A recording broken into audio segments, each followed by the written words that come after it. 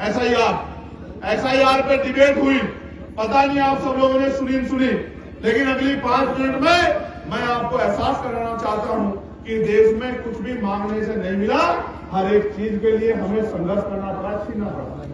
प्यारे भाइयों बहनों और मेरे बहुजन समाज के पहरेदारों, मैं आपको याद दिलाता हूं 1919 की।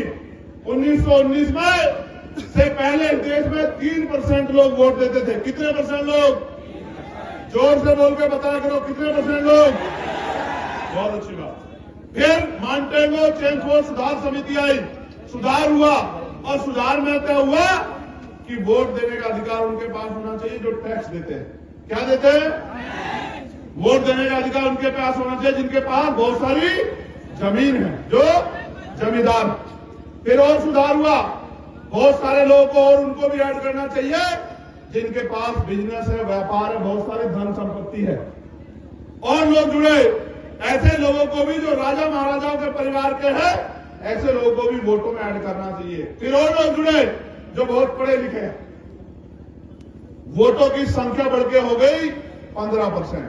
और मैं आपकी जानकारी के लिए बताना चाहता हूं, इस देश में जब इस देश की संख्या, भारत अंग्रेजों के गुलाम था, 30 करोड़ से ज्यादा थी, तब यहां 80 लाख लोग वोट करते थे। सुधार होने के बाद जब बाबा साहब अम्बेडकर ने इस बात को देखा, उन्होंने इस बात पर आपत्ति दर्ज कराई और पहली बार बहिष्कृत हितकारिणी महासभा के जरिए अपना मेमोरेंडम दिया कि हमारे देश में लोकतंत्र नहीं है, हम गुलामों के गुलाम हैं, कमजोर वर्ग के लोग, इसलिए वोटिंग राइट सबको मिलना चाहिए। फिर गोलमेज कॉन्फ्रेंस हुई, राउंड टेबल कॉन्फ्रेंस, और बाबा साहब अम्बेडकर ने तर्क के आधार पर अंग्रेजों के सामने इस बात को साबित किया कि जब तक अंतिम बालिग व्यक्ति को वोट का अधिकार नहीं मिलेगा, तब तक इस देश में लोकतंत्र फल फूल नहीं सकता है, तब तक लोकतंत्र स्थायी नहीं हो सकता है।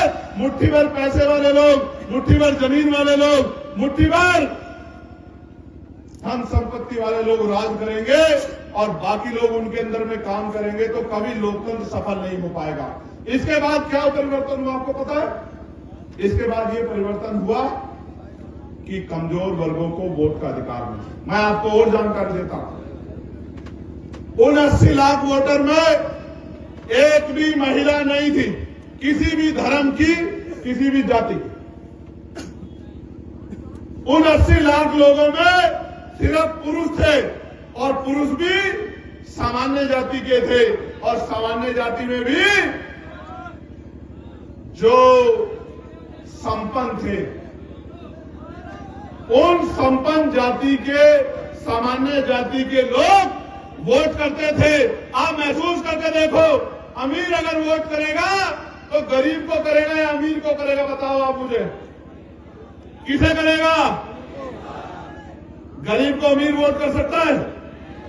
इसलिए बाबा साहब ने कहा कि अंतिम व्यक्ति को वोट का अधिकार मिलना चाहिए, और बाबा साहब अम्बेडकर की सिफारिशों पे इस देश के करोड़ों दलितों, पिछड़ों, आदिवासियों, महिलाओं और जो अन्य धार्मिक अल्पसंख्यक हैं, वो भी, उन सबको, जिनमें जैन हैं, सिख हैं, बौद्ध हैं, मुसलमान हैं, सबको वोटिंग राइट मिलने का काम हुआ। ये 22 संविधान की देन है कि नेहरू जी की बिटिया इंदिरा गांधी जी देश की प्राइम मिनिस्टर बनी, सुचित्रा कृपलानी उत्तर प्रदेश की पहली मुख्यमंत्री बनी, आदरणीय बहन जी कमजोर वर्गों की तरफ से मुख्यमंत्री बनी।